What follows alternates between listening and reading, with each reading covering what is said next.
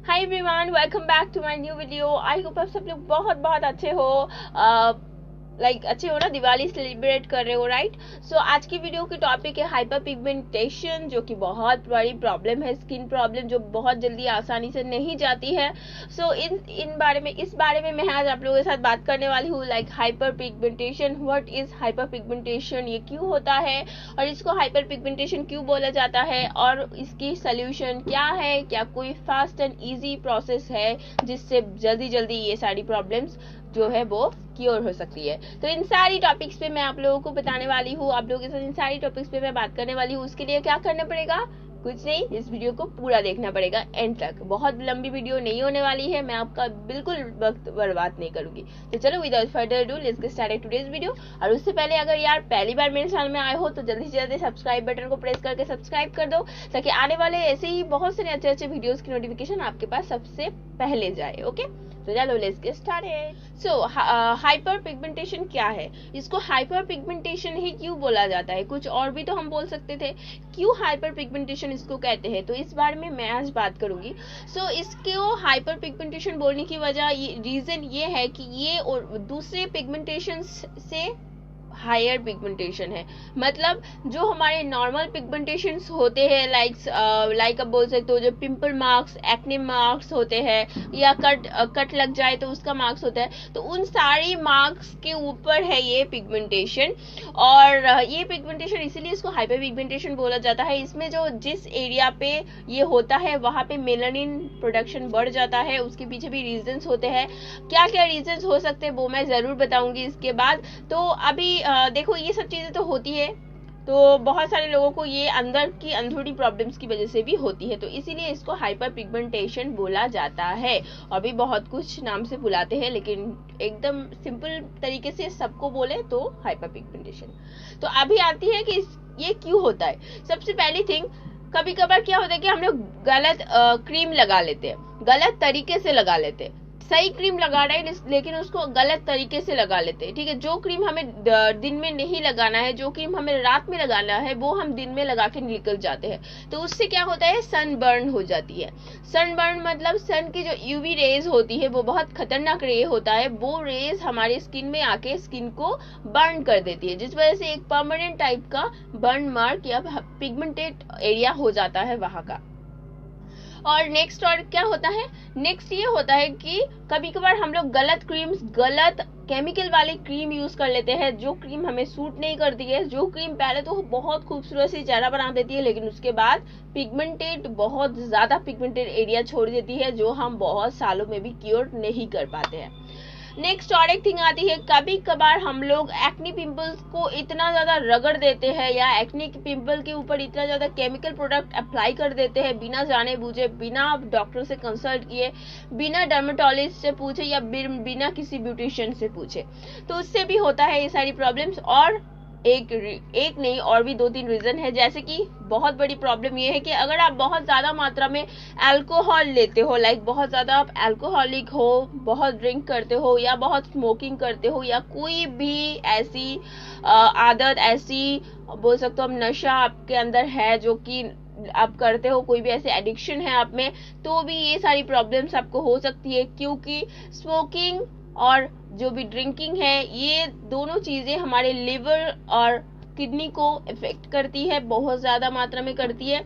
और liver, kidney हमारी beauty की एक बहुत बड़ी एक रोल निभाती है ब्यूटी को बरकरार रखने में। तो इसीलिए आपको लिवर और किडनी को हमेशा ठीक रखना है। अगर लिवर और किडनी में थोड़ी सी भी प्रॉब्लम्स आ गई तो वो आपके चेहरे पे दिखने लग जाएंगी। बहुत जल्दी आप एज्ड दिखोगे, बुढ़े दिखोगे, और उसी के साथ साथ बहुत जल्दी आपकी स्किन में बहुत सारी प्रॉब्लम्स भी आना स्टार्ट हो जाएगी।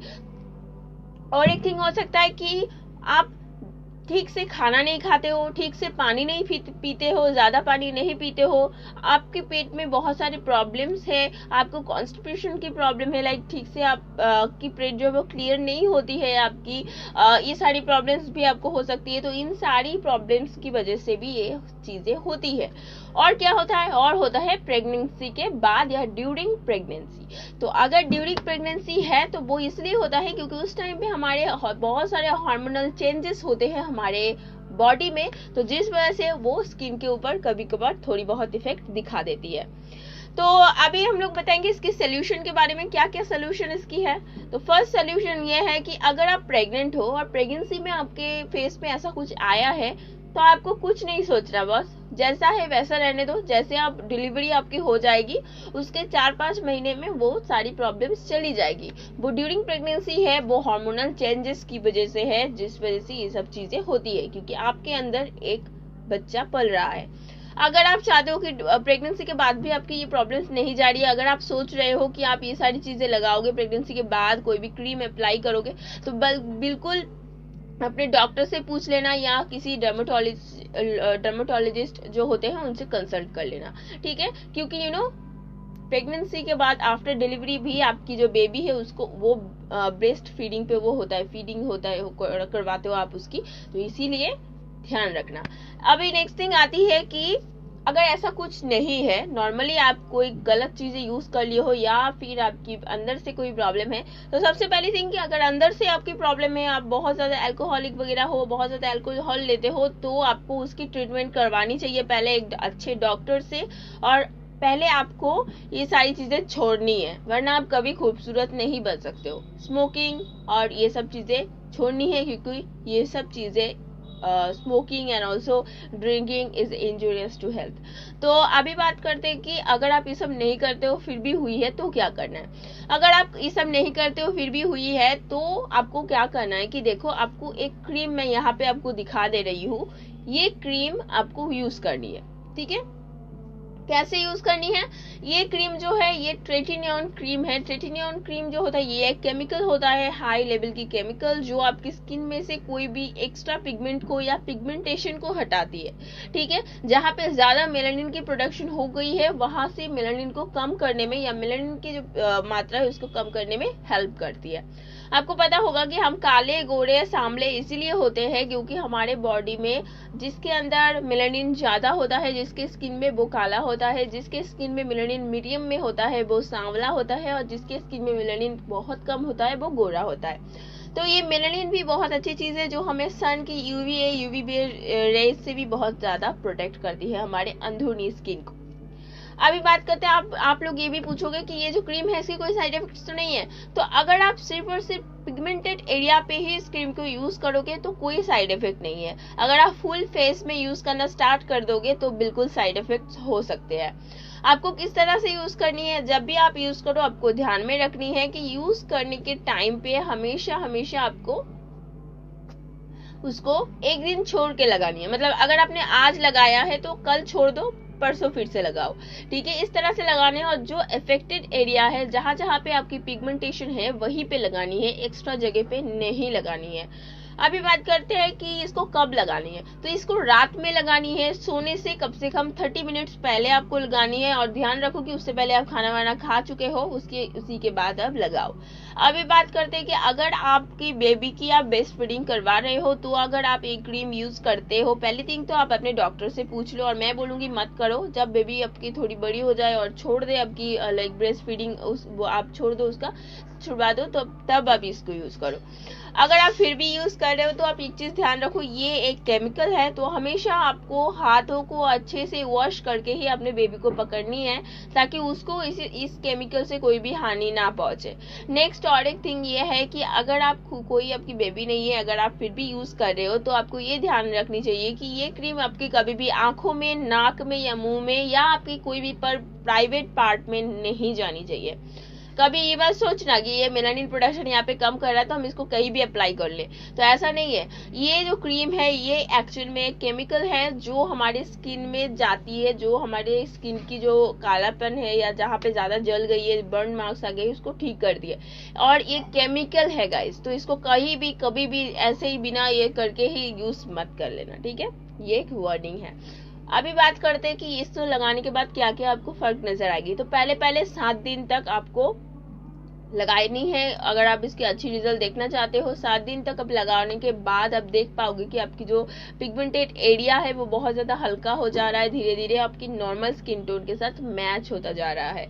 तो ये धीरे धीरे ऐसा होता जाएगा। हम जानते हैं कि बहुत सारे लोग इसकी बहुत सारी ट्रीटमेंट आजमाते हैं, आयुर्वेदिक, हर्बल, बहुत कुछ, लेकिन अल्टीमेटली कुछ होता नहीं है, वो हल्का होता है लेकिन बाहर रेड रेड टाइप्स का कुछ मार्क्स बर्न हो जाते हैं। तो इसको लगाने से ऐसा कुछ नहीं होगा, धीरे धीरे आपकी जो एरिया है वो साफ होती जाएगी और आपकी पिगमेंटेड एरिया अच्छी हो जाएगी। अभी बात करेंगे कि और क्या होगा। और एक थिंग आपको मैं बता दूं कि अगर आप ये क्रीम यूज कर रहे हो तो आपको इसके साथ साथ एक अच्छी सी मॉइस्चराइजर या अच्छी सी सीरम जरूर यूज करनी है। विटामिन सी सीरम आप यूज कर सकते हो या नॉर्मल कोई भी सीरम आप यूज कर सकते हो, या कोई भी मॉइस्चराइजर अच्छी सी यूज कर सकते हो। ऑयली स्किन के लिए ऑयल फ्री मॉइस्चराइजर और normal dry and combination skin के लिए नॉर्मल मॉइस्चराइजर। तो ये क्यों यूज करना है, क्योंकि ये क्रीम में ट्रेटिनॉन है और भी हाइड्रोक्विनोन है, तो ये सारी चीजें स्किन को ड्राई बनाती है। तो आपको इसीलिए अच्छी सी मॉइस्चराइजर एप्लीकेशन मॉइस्चराइजर की करनी है सुबह उठने के बाद। अगर सुबह उठने के बाद आप बाहर जा रहे हो तो मत करो, सिर्फ सनस्क्रीन अप्लाई करो। उसके बाद शाम को घर लौट के आप जो है फेस वॉश करके फिर आप लगाओ क्या, ये मॉइस्चराइजर। उसके बाद फिर से रात को ये क्रीम। तो that's it for today guys. I hope आपको वीडियो अच्छी लगी होगी। अगर कुछ भी पूछना है तो कमेंट बॉक्स में पूछ लो, मैं हूँ आपकी जवाब देने के लिए। और पहली बार आए हो तो सब्सक्राइब करे बगैर कहीं मत जाओ। Thank you so much, bye bye, be healthy and be happy and be healthy. And also guys please, अगर अभी तक आपने मुझे इंस्टाग्राम में फॉलो नहीं किया है, जल्दी से जल्दी फॉलो कर लो। Love you all, bye bye.